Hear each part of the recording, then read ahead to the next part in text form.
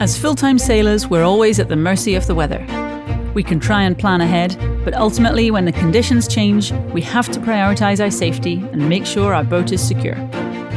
We sailed 1,000 miles to reach the island of Makatea in French Polynesia, but the rough ocean swell barreling straight into the only mooring field meant we couldn't stop and we never even stepped on land.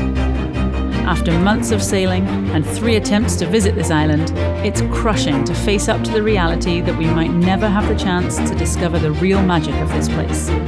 But it's time we turned around and headed for the nearest point of safety, a whole day's sail away.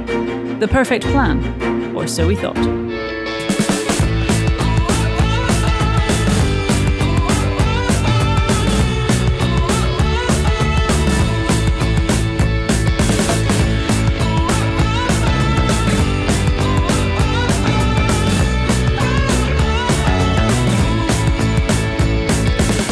So the problem with going to such remote places is they're really remote. Yeah, because we can't stop here, we have to turn around, and that means, I think, we have to go to the next closest place, which is like 12 hours away, or 14 hours away. I'm not quite sure. It's going to be another full day and probably arriving in the dark to an atoll kind of it's northeast of here, isn't it? Kind of northeast. Vaguely north, somewhere? Vaguely north. Through the rain clouds, through the horrible weather, and we have to find ourselves into a small atoll, probably in the dark. It's going to be fun. It's called Makatea. No, this place is Makatea. I'm so tired. Yeah, so what it means is we're going to skip Makatea for now. Haven't figured out yet how we're going to get back here, but we really want to. We're going to carry on to Tiki Hau, which is ultimately where we've been trying to get to. And it is sort of a place that we've been saving because we've heard it's so nice. So now it's just a race to get there. It's 6 a.m. now. The last pass entry is at 6 p.m., which is sunset. So if we can hightail it and get there before dark, that's great. Otherwise, we're going to be sitting out for 24 hours until we can finally stop and rest. Honestly gutted. Maybe 4th time's the charm. We'll come back here as soon as we can. As I say, we've tried this 3 times already, and it just shows you how hard it can be to come to some of these places. They're not as easy as they might appear in videos. Sometimes it takes a few tries. Well, it is quite sad to be waving goodbye to Makatea, but we are going to roll with the punches. That's just what you have to do. It is what sailing is all about. Plans don't always work out. And we have a new destination to look forward to. So we're going to change our perspective. We're going to set our sights on Tiki Hau.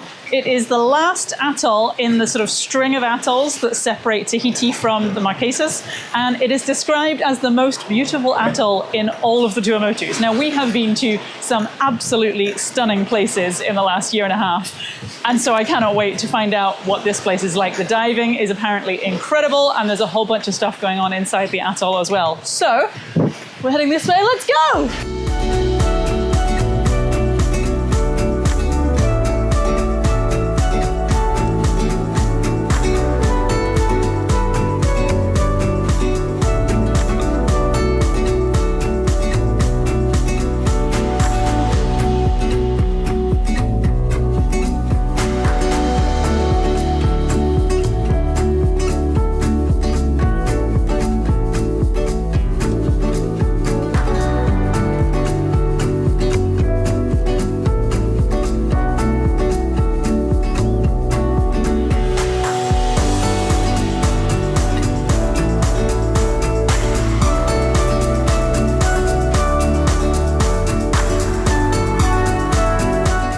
Well, we haven't used our mainsail in a while. I know, it's nice to finally get all the sails up. So in this passage, albeit not planned, we've used the asymmetric, the Genoa, and the main all at different times. And we can get some decent speeds up beating to wind. I think I got us to about 8.5. Oh, nice. Out of like 15 knots, so it's pretty good. Yeah, especially in sea states like this, where we're getting like rolled around a lot and getting stalled by the waves.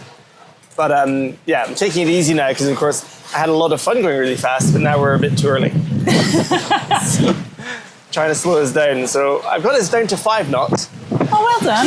Pretty That's good. more sedate. But yeah, now we just need to kind of stall for time because it's 20 to 3, and I think the pass time is 20 to 6. roughly 20 to 6. So yeah, we've got some time to kill. Yeah, so we can now see the atoll, but we are basically bang on the highest current flowing out of the pass. And it's quite a narrow pass. And the only review I could find online said, this is a really difficult one. So it's going to be fun. I think we should definitely wait until slack time to give ourselves the best chance. I think we should give ourselves a challenge. That's what I think. I think we've done so many of these passes at the wrong time, at night, during storms and rain. Yeah. So we may as well change the habit. Exactly. You know, why not? Let's just push ourselves. Here we go. Whee! Sailing up the side of the atoll now, and the breaking waves from the ocean swell on this side of the lagoon are very reminiscent of this morning at Makatea. But thankfully, we don't have to anchor in that. We're just going to come round the corner to the pass and then hopefully get in and tuck in before sunset, and it all should be lovely and fine. So we're about an hour early for the pass, so we should still have some outflowing current. And with this big ocean swell, I'm not entirely sure what that'll do. It doesn't look like there's too many standing waves, but there's a couple of dive boats out here who are massively rolling around in this swell. So I'm distracting myself with a camera so that I don't have to think about what we're about to do. I'm just going to sit myself down here safely because I can see some standing waves coming up that we're about to go through. But you can always tell when it's good swell because all the surfers come out, and there's like a whole ton of them over at this side of the pass. And we have dolphins! Yay! Oh my goodness, you're beautiful. Look at you all. And there's more.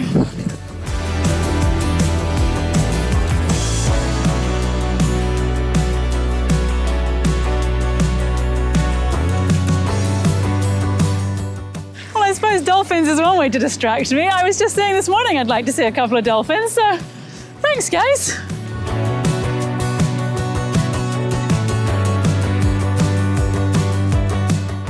This is such a weird pass because we've got about 3 knots of current still coming out, but the standing waves are not really that big. The thing that's making the boat move so much is the rolling swell that is like, we're surfing in on these huge rolling swelly waves, and then coming out the other way we've got these little mini standing waves sort of chop, and yeah, it's actually pretty consistent, and we're not rocking and rolling as much as I thought that we would be, but it just feels odd to have the contrast of the two. We've just come into this little anchorage right next to the pass. There's a small reef in front of us, which gives us a little bit of protection. And yeah, there's quite a few bommies around in here. So Ian has already been in for a swim, checked the anchor, untangled our chain from the one rock that we got caught on. And now we can stop and rest and relax because we're here. Welcome to Tiki How. So we've taken a few days to get our bearings, to recognize where we are now. The weather has not been brilliant. We had some quite spectacular lightning just the other day. It is still pretty rainy today. However, I cannot help but be incredibly excited because my parents have just landed in Tahiti, and tomorrow morning they are flying up here to come on the boat and stay with us for a few weeks. So we're going to move over to the village this afternoon so that we are ready to meet them. Somebody's been very excited. I don't think she's slept in several days. So the big plan is to move Indioko to the village dock. We got permission to use the dock because there isn't a supply ship of any kind coming in to provision the shop or the hotel. So we can go on this afternoon. I think we can stay the night, and then we'll have Brioni's parents come on board because it's a bit easier to get on and off that way rather than using the dinghy and getting wet. And then we have to start moving again. The only problem is, speaking of getting wet, there have been quite a few squalls rolling around inside the lagoon this morning. And this side is nice. That squall just passed us. And that is just one huge squall.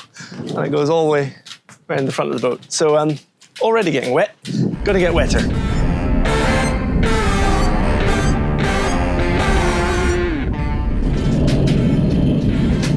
Bang on cue, that's a, whoa! That's a lot of lightning and thunder. I don't know if it's smart to move or to stay. Let's move. Wow. We're just swinging around everywhere. Phew. All right, you want to leave now? Give it a go. I don't know, what do you think? I don't know. Should we sit this one out?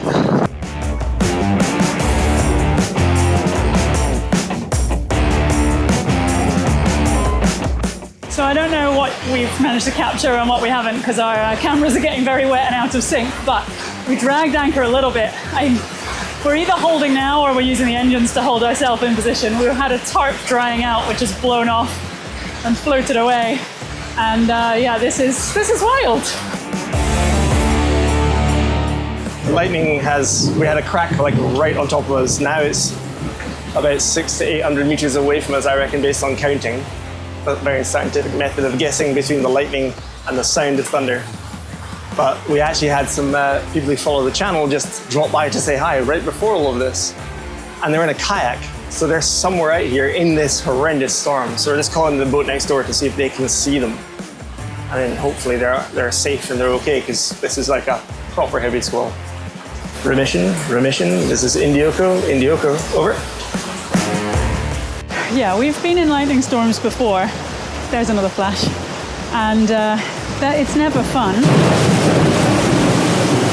That thunder is so close. I can feel the floor vibrates when the thunder goes. Just now I was walking down the deck because I went out to grab the camera and bring it back. And I didn't see like a fork of lightning hit the water, but it was so close and such a bright flash. And then the sound of the thunder, that's the most scared I've ever been in lightning. I think because I was outside on deck as well, it just felt like I was completely exposed. But thinking of these guys in their kayak, it must just be terrifying, because our visibility has dropped to like maybe 20 meters. And we're about 2 kilometers away from the shore where they came, but we can't drop our dinghy if our boat might be dragging anchor to go and look for them, and I can't see them anyway to know where they are, so we're just hoping that they're okay.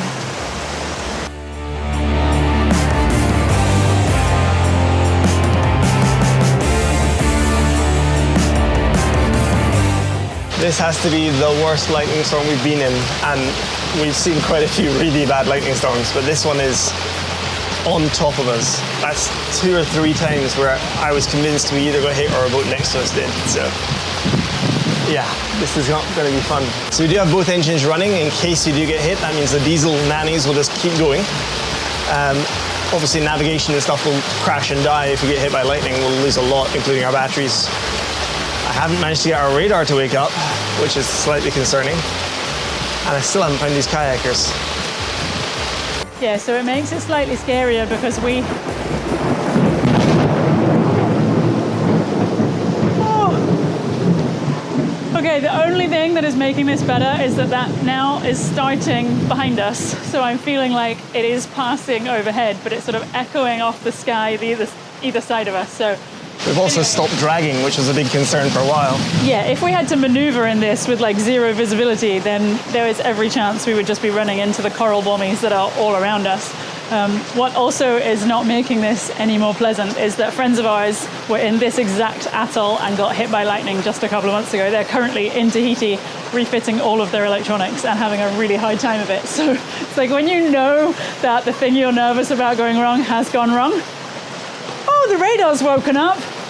That's what we're dealing with. 4.5 miles across, 5 miles maybe, but the bulk of it now.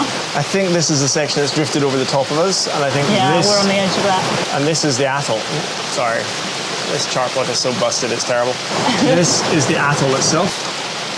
I see. And then this is the storm that's resting right over where we were about to go, and I think that's what's just come over the top of us.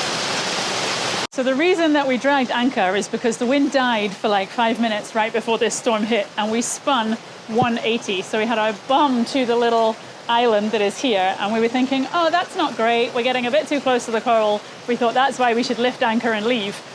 But that's probably also why we've dragged, because then we spun. The wind spun 180 again back to the way that we had been, and pulled it 30, 35 knots on the anchor. So it's sort of resetting itself. And now I think we're holding again. But yeah, that's sort of why everything unfolded. We were already lifting anchor chain by the time it really got heavy. And I'm very glad that we made the decision just to drop the chain again and sit where we are, because moving in this would have been a nightmare. Just behind the boat that's anchored this side of us, there's 2 little mooring balls that we can tie our dinghy off if we're going free diving, or some of the local boats use. And that is where the kayakers were heading. but they are not tied onto that. So either they've dragged up onto the little desert island here, but I can't see them, or more likely they have just drifted back towards the village. I did hope that they would have come back here if they could have sort of paddled side on to those strong winds, but that's unlikely. So we will just have to hope that they get back to the village okay, and I'm sure we'll hear from them later, and maybe go and check on them to make sure that they aren't too scared out of their wits, because that was scary being out on deck. If I was in a kayak and completely unprotected, that would have been terrifying. But the sky is starting to get lighter, so maybe we're onto the outskirts of it now. Whew. That's wild. I mean, we've not drug anchor. I'm gonna say dragged anchor in almost forever. Like our anchoring is pretty very safe. Rarely. We like our anchor, and our chain is nice and heavy, which was actually given to us, and we love it to bits. Thank you, Paul. But yeah, I think it's because we just started to lift. We'll have changed the situation with the anchor a little bit. Maybe we'd also spun right before it. So yeah, dragging anchor when you have no visibility, and we have dragged quite far, isn't a lot of fun. But to be honest, lightning is the one thing that freaks me out. Not like when I lived on land, lightning was no big deal. It's the one thing on a boat I have no control over, because like if we start sinking, we can plug the hole, we can aim for land. There's things we can do. Big squalls, we can reef the sails. Like there's always options, but lightning is one of these things that you don't know if you're just going to be unlucky and get hit. Yeah, you just have to sit and wait and see if it's all luck. And it's just not very comfortable, I don't think, very much. So the majority of the squall is now actually over on our starboard side, heading that way. And you can see that the sky is lighting up heaps over here, so we're on the edge of it. Still getting rained on quite heavily. But I still can't see these kayakers, and that makes me nervous. So I accidentally left a camera running at the front when we aborted the lifting anchor plan. So you might have been able to see that when the rain was pelting down at its heaviest, we had no visibility. We could not see this island at all. So at least now that it's lighter and we can see it, we can check for the kayak. It is bright yellow, so we should be able to see it wherever it is. We're going to move to the village soon, so we'll just keep an eye out for them on our way, I think. Okay, attempt number 2. No, okay. Yeah, I think it's the plan will be let's lift the anchor, and then actually we'll do a circle of this little island, and hopefully we'll see the kayakers, at least get a wave from them, if not offer them a lift. So we spoke to the guys on this boat as we were leaving, and they said the last they saw of the kayakers, they were just this side of the reef, but heading towards the village, which is what I thought I saw, but was what I was really hoping was not true, because that means that the most likely scenario is that they got caught out in that thunderstorm, because they absolutely did not have time to get to the village before that hit. So we're just doing a bit of a loop of this island to double check, but it's looking like they had a pretty scary 20 minutes there. So no sign of the kayak here at all, that is for sure. So we're going to turn around and head to the village and see what we can find. All right, some good news. Apparently we have just received word from the kayakers, so they're alive. Yeah, we were just saying, like, surely they can't have got caught in it, and if they did, how bad would that be? But we have just had a text that says, well, that was quite the paddle back to shore. So much for the romantic downwind cruise I had envisioned. Oh, ouch.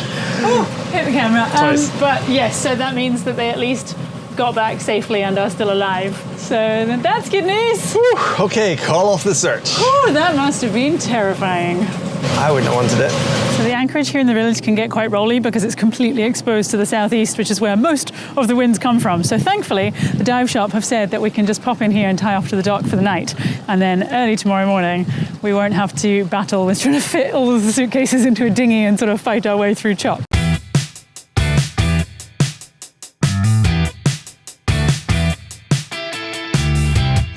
There's somebody walking down the dock. You never know, they might decide to be helpful.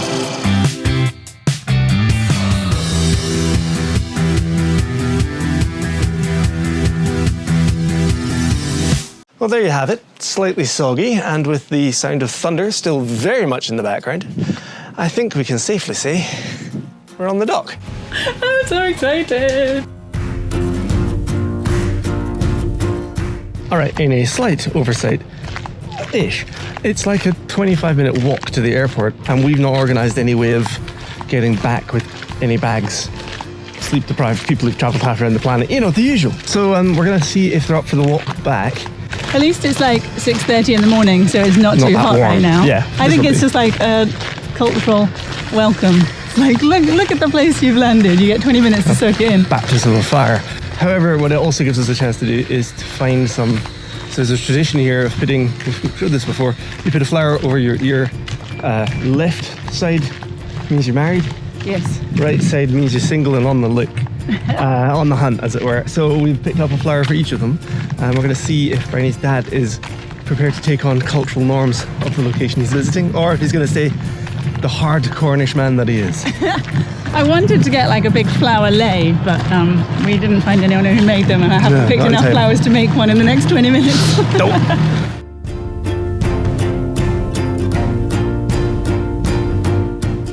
Just offering a public service there.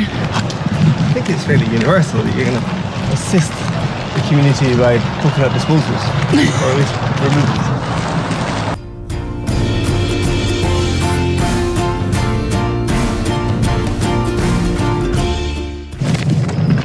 Oh, I might have broken the flower.